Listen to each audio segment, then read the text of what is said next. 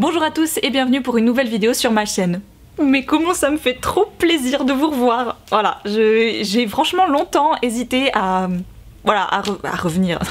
J'ai hésité à reprendre ma chaîne. Non, absolument pas. Voilà, c'est juste que l'été, je crois qu'on va oublier les vidéos en été, bêtement. Il fait trop chaud, des goulines devant ta caméra, enfin bref, il n'y a absolument rien d'agréable à tourner des vidéos l'été, pour moi, personnellement. Mais aujourd'hui, je me suis dit que c'était la bonne. C'était la reprise, c'était la rentrée scolaire, littéraire. Il y a septembre qui arrive. On entre dans les 4 merveilleux mois de la fin de l'année que j'adore plus que tout au monde. Et alors, histoire vraie, pour ce numéro de la bibliothèque d'Alice, ça aura été coton, hein. Comment vous dire ? À l'heure actuelle, mes moments de tournage ont un petit peu changé de ce que je faisais avant, il y a 2 ans, on va dire. Il faut que j'attende le moment où je mets ma fille à la sieste. Et donc mardi passé, je profite de ce moment de sieste pour me rendre compte que je n'avais absolument pas sorti les livres de la bibliothèque de ma fille, qui est dans sa chambre, où ma fille fait sa sieste. Bah oui, logique, bon. Donc j'étais embêtée, je me suis dit tant pis, je la referai cette semaine. Cette semaine, tac tac tac, je fous tout mon matos, etc. Je mets la petite à la sieste, et bim je réoublie les livres. Alors là, je me suis dit, vas-y, tu es une ninja. Tu peux le faire, la gamine, ça fait 20 minutes qu'elle est à la sieste. Je suis entrée dans cette chambre, comme si j'allais cambrioler une librairie, c'est le cas de le dire. Je suis arrivée tout doucement vers la bibliothèque, j'ai sorti les livres le plus délicatement possible, je suis repartie avec ma sélection, mais alors ni vue ni connue. Le bébé n'a juste pas bronché. Alléluia! Avant de vous présenter ma petite sélection, je rappelle que nous sommes courant août 2018, que ma fille a actuellement 21 mois, donc je présente des livres qui sont plus ou moins en adéquation avec son âge, bien sûr. Si vous avez besoin de livres pour les plus jeunes, il y a les vidéos précédentes que je vous laisserai en barre d'infos. Dans ce rendez-vous, il n'y a pas du tout de course à la nouveauté, les nouveaux albums trop bien, trop beaux qu'il faut absolument, ou alors les grands classiques qu'il faut pas du tout louper. Voilà, c'est ce qui marche actuellement chez nous, ce pourquoi notre fille a un grand intérêt, et voilà, ce qu'on note qu'elle aime énormément. C'est un rendez-vous qui évolue petit à petit, à force qu'elle va grandir, il y aura d'autres présentations d'ouvrages, et c'est clairement ce qui me plaît le plus dans ce rendez-vous. Voilà, c'est le côté, ça va changer. Rien n'est jamais pareil, là elle aime ces livres-là.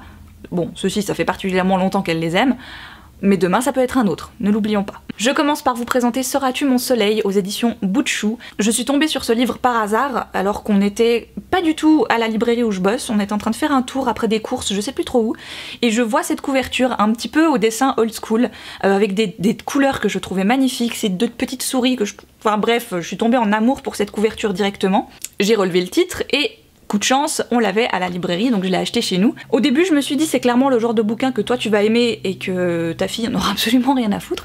Et au contraire, j'ai été agréablement surprise, voilà, maman un petit peu fière, quand je lui ai montré, alors c'était, mais encore.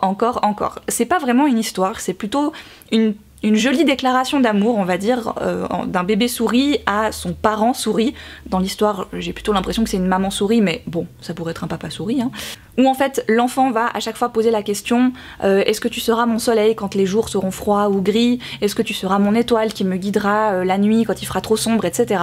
Et en parallèle, il y a la réponse du parent qui est oui, bien sûr que je serai ton soleil et que je serai toujours là pour t'aider, pour t'aimer, pour t'éclairer, etc. Je trouve que c'est un message hyper mignon et c'est clairement le genre de livre que j'achèterais pour une naissance, parce que pour moi c'est un livre qui ne correspond pas particulièrement à un âge. Oui, ok, il y a le bord arrondi, oui d'accord, c'est des pages tout carton, mais il y a un côté vraiment hyper chouchou là-dedans avec un joli message surtout. Alors Première tempête de Claude Dubois et Catherine Piner aux éditions Pastel, c'est un livre que j'ai depuis des années, je l'avais acheté quand j'étais encore en apprentissage, ça devait être en 2010, ouais j'ai dû acheter ce livre en 2010, parce que j'avais eu un petit coup de foudre, voilà, quand il était arrivé à la librairie, du coup j'avais craqué à l'époque, et je l'ai gardé tout ce temps, et aujourd'hui je suis hyper contente quand Alice va le chercher pour que je le lui raconte. C'est l'histoire d'Albert qui est né au printemps et qui n'a encore jamais vécu de tempête de sa vie, et là il y a une grosse tempête. Et les autres oiseaux adorent ça en fait, ils rigolent, ils se font porter par le vent, etc. Au contraire d'Albert qui lui s'accroche tout ce qu'il peut à sa branche pour pas lâcher, il a peur, il pleure, il est pas... Enfin bref, il a qu'une hâte, c'est que tout ça s'arrête.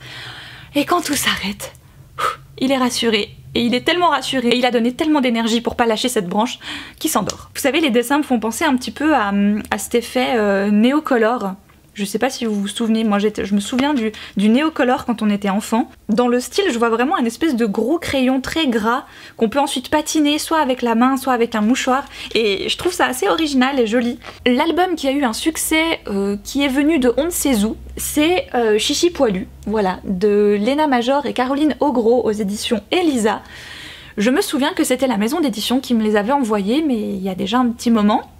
Donc voilà, on les avait reçus, on les avait mis dans la bibliothèque de notre fille et on avait un peu attendu. Parce que c'était un album avec des pages non cartonnées, donc je me disais bon, c'est peut-être encore un petit peu tôt pour elle. Ce qui a largement contribué à son succès, c'est que ma mère, quand elle vient garder Alice, avait découvert ce livre, donc elle avait commencé à le lire à Alice. Donc c'est l'histoire d'un lion qui s'appelle Achille et son petit surnom, c'est Chichi Poilu. Sauf qu'au bout d'un moment, quand Achille grandit et devient un petit peu le roi de la savane, Chichi Poilu c'est un petit peu ridicule quand même comme surnom. Donc bon, il dit à sa mère, écoute maman, t'as pas besoin de m'appeler Majesté, mais si tu pouvais éviter de m'appeler Chichi Poilu, voilà. Bien sûr, pas manquer, à chaque fois qu'il a des trucs hyper importants à faire, il y a sa maman qui arrive et qui balance le surnom comme ça, comme si de rien n'était, en voulant être gentil, hein, mais bon, ben voilà, ça fout à chaque fois tout par terre. Et un jour, il va vraiment être très très fâché, il va s'isoler dans son coin, il va broyer du noir et il va être hyper aigri comme roi en fait.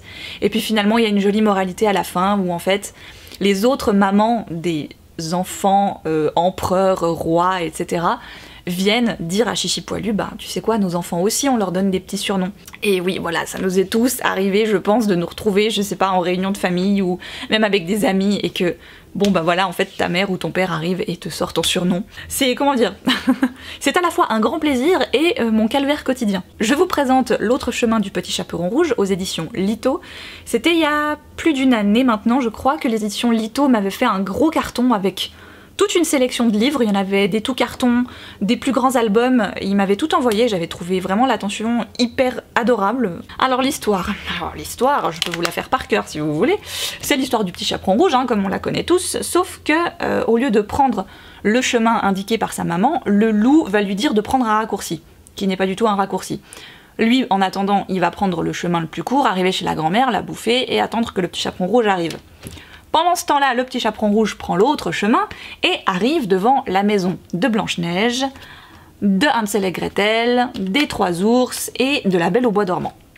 Le but en fait de ce bouquin, c'est qu'à chaque fois le petit chaperon rouge toque à une des portes, demande son chemin pour arriver enfin à la maison de sa grand-mère, et à chaque fois on doit ouvrir le flap de la porte où le personnage qui lui répond lui dit qu'elle doit continuer son chemin, c'est pas du tout là la maison de sa grand-mère, etc., etc. On arrive à la toute fin de l'histoire, elle se fait manger par le loup, hein, ça ne change pas, sauf qu'à la place du chasseur qui vient découper le loup, c'est tous les amis que le petit chaperon rouge a rencontrés sur son chemin. Voilà, donc on retrouve Blanche-Neige, Hansel et Gretel, etc. À la fin du livre, pour remercier tous ses amis, et qu'elle est hyper généreuse, hein, elle propose de partager le petit pot de beurre avec la galette avec tous ces personnages-là, hein, donc il y en a quand même toute une tripotée, hein, moi je sais pas comment ils vont partager un petit pot de beurre et une galette à tout ça, mais bon. Mais alors en plus, manque de bol, elle a perdu la galette et le pot de beurre dans une autre baraque. Donc qu'est-ce qu'on te dit à la fin? En tant que calvaire de parents, tu comprendras ce que je veux te dire. Dans quelle maison ont-ils pu disparaître? Veux-tu m'aider à mener l'enquête? Pour cela, rien de plus simple. Recommence cette histoire depuis le début. Bah oui. Hein, histoire qu'on retrouve le petit pot de beurre et puis la galette, quoi, quand même. Donc nous, on a une version qui a un petit peu souffert, parce que tellement elle adore ce livre, elle va un petit peu dure avec les flaps, hein, voilà. Donc on a quelques portes et quelques fenêtres qui se sont fait la malle, d'autres que j'ai pu récupérer et que donc j'ai réparé au scotch. C'est là que tu notes à quel point le livre a du succès, hein. Voilà. Moi je dis ça, je dis rien. Après je rigole en disant que c'est un calvaire de lire ce livre tous les jours, mais honnêtement, c'est tellement chou et drôle de la voir être si excitée par une histoire que tu peux lui raconter 40 fois par jour la même. Elle trouve ça magnifique. Moi j'applaudis des deux mains, quoi. Moi je lirais tous les jours le même livre au bout d'un moment, voilà. Mais non, un enfant c'est magique, voilà, c'est monomaniaque pendant un moment sur un truc, et le truc actuellement c'est ça. Donc moi je ne me plains pas, je trouve ça adorable. Le dernier que je voulais vous présenter, je l'ai pas en ma possession parce que c'est un livre qu'on a emprunté à la bibliothèque, qu'on réempruntera à l'avenir je pense, parce que alors je l'ai jamais vu autant rire qu'en lisant ce livre.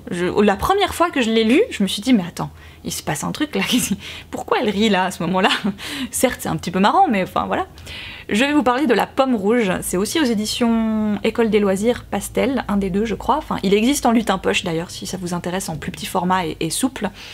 Ce livre, je me souviens que je l'avais beaucoup vendu quand il était sorti en grand format, je le trouvais magnifique, parce que les illustrations sont toutes en crayon gris, et c'est vraiment hyper joli, c'est tout fin, vraiment des très très belles illustrations, et c'est l'histoire d'une petite fille qui monte sur une colline pour manger une pomme rouge, c'est d'ailleurs le seul élément de couleur de l'histoire, sauf que manque de bol, la pomme va rouler en bas de la colline, et elle va essayer de la récupérer, donc elle arrête un lapin pour lui dire de courir après la pomme, elle croise un écureuil, pareil, il faut courir après la pomme, etc. Sauf qu'au bout d'un moment, la colline descend tellement abruptement que tout le monde se met à rouler. Et c'est à ce moment-là, je crois que j'ai perdu Alice en fait, bêtement. C'est que du moment que les animaux commencent à rouler, elle n'en peut plus, elle est morte de rire quoi, j'adore.